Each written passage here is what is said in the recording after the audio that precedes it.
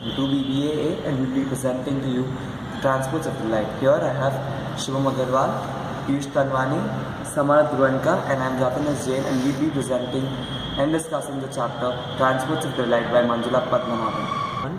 I am Shubham Agarwal and I am here to introduce the author of this essay, and her name is Manjula Padmanabhan. Now, she was born in 1953. She is a playwright, journalist, comic strip artist and children's book author.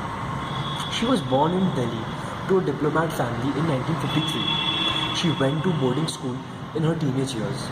After college, her determination to make her own way in life to works in publishing and media-related fields. She won the Greek Onassis Award for her play Harvest. An award-winning film by Deham was made by Govind Nihalani based on the play. She has written one more powerful play, Lights Out, that was in 1984. Hidden Fires is a series of monologues. The Artist's Model, that was in 1995, and Sextet are her other works, that was in 1996. She has also authored a collection of stories called Kleptomania. Her most recent book, published in 2008, is Escape. Apart from writing newspaper columns, she created comic strips. She created Suki, an Indian comic character which was serialized as a strip in the Sunday Observer. Before 1997, the year her play Harvest was staged, she was better known as cartoonist and had a daily routine strip in the Pioneer newspaper. Now, as an author and illustrator, like in 2013, Three Virgins and the Other Stories, New Delhi, which was in New Delhi, were one of her famous books. In 2011, the book named I Am Different, Can You Find Me? Watertown, and Mass Charles Bridge Pub was one of her famous publications in 2011. Thank you. Hello, I'm Samar Goenka, and I'm going to give you a clear introduction about what the chapter Transports of Delight is all about. So it is basically an essay that gives you a gist about the culture of the auto rickshaws in India.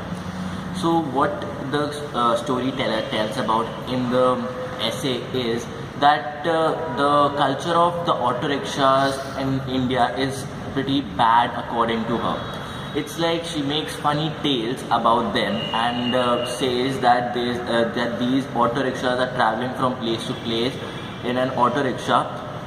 She also describes different types of auto rickshaws. So almost all of them are over exaggerated, and the descriptions seem very unrealistic, and obviously they are unrealistic. Instead of auto rickshaw, these are named three-wheel scooter rickshaws. These have been used in the whole story by the storyteller, and has a lot of dry humor in it, which might make the reader bored after a bit, because after reading the TSRs, the people and the public is used to hear in public that it's an auto rickshaw, a pure auto rickshaw. And then the decorations usually have a symbolic meaning pertaining to a religion or a fictional character, or simply exist in the cosmetic reasons. Or extracts from the essay that will help and tell that the story narrator is telling something about the Indian society and culture. In the jungle of the urban traffic is the bumblebee. Here the bumblebee refers to the TSRs, the auto rickshaws, who can beat any obstacles and go past any obstacles to reach their destinations. The next one being Indian city streets is an example of the survival of the unfittest. She's actually having a kind of a pun on survival of the unfittest. It crudely means the way people drive in India, and also it refers to the auto rickshaws, which are one of the safest as well as the most dangerous kind of transportation which is there in India. A gas trap for poisonous fumes, unstable and flimsy, as hammer blows to the passengers' fragile sinews. Now, this was a line from the essay. This means this is a description of the TSR three-wheeled scooter rickshaw. It tells how dangerous TSRs are and how rashly the drivers drive the vehicle, and which speaks volume about the rustic nature of the auto drivers. The author also tries to differentiate between TSRs in different cities and areas of our country. She tries to get out the auto culture there. She says that in Chennai, auto walas consider it to be a privilege to exploit their customers, while in Delhi, they actually, travel twice the distance than needed. And she also says that in Mumbai, the exploitation is relatively less because they're in that perfect competition market. They have a lot of cabbies, etc. Piyush Tatwani, and I'm here to speak about the social relevance of the chapter Transports of Delight by Manjula Padmanabhan. Now, Manjula Padmanabhan, through her essay, has targeted the perfect competition market which exists in the transport sector in India. Over the last few decades, this sector has evolved rapidly in India, yet it has still been stagnant. The stagnant part of this sector refers to the part where even after so many years, the three-wheelers still exist here. The TSRs or the three-wheeled scooter rickshaws have been referred to as the survival of the unfittest. Unfittest because these modes of transport are outdated and yet they have prevailed through time. It is very hard to grasp the relevance that the author has put forth in her essay, as she maintains a really satirical and a humorous tone all through. What I could grasp from this essay is that the author is basically trying to make us aware of the exploitation that these auto drivers carry out against the citizens of our country. She has given examples like in Madras, where the TSR drivers actually consider it as a privilege to extort a higher price than whatever the meter is showing, regardless, giving no reason other than the superior desire in the face of one's reluctance. I mean, that's funny. In Delhi, where the TSR drivers will actually take a longer route than what is actually needed to manipulate the meter and charge a higher price than what from the customer. The worst part in India is where the auto drivers actually acknowledge the fact in the face of people that they've been exploiting them all along. The author has narrated an incident where she caught an auto driver going twice the distance he need have. The driver shrugged, grinned and reset his meter without argument and said that he knew he was a rascal. I mean, that's a funny incident that she has narrated in her story. Now, Manjula Padmanabhan, through her essay, has pointed out a really trifle issue amidst all the chaos which has been happening in the fastest growing economy in the world after China. If India is to become a superpower, it will have to go a long way in coming up with laws and motions for the country to stop the exploitations that occur on a daily basis, be it the middle class people, be it the upper class or be it the lower class. The pollution part of the TSRs haven't been given much importance in this essay.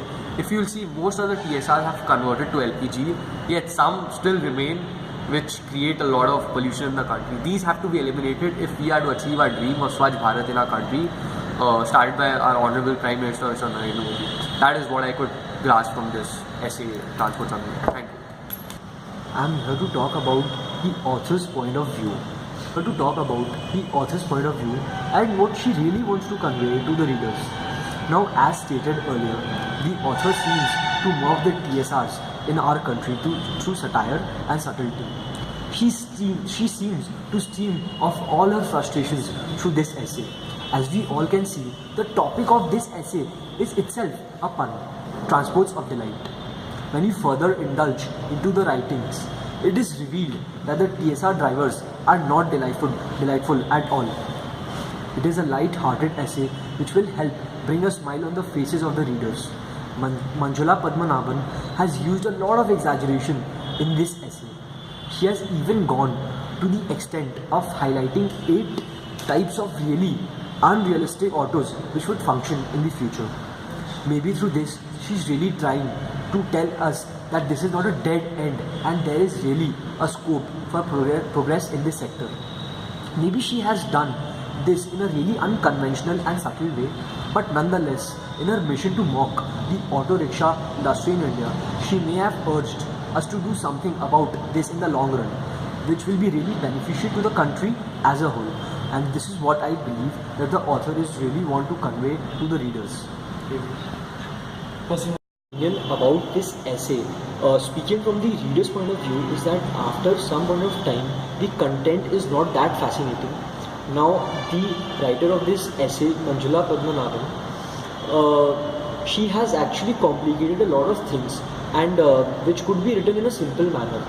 Now, what I got to learn is that a lot of auto rickshaws, the auto rickshaws which she has written about in the story, and the difference in the auto rickshaws, which solely depends upon the different cultures. That is the different cultures, which is basically pertaining to the different cultures in different parts of India.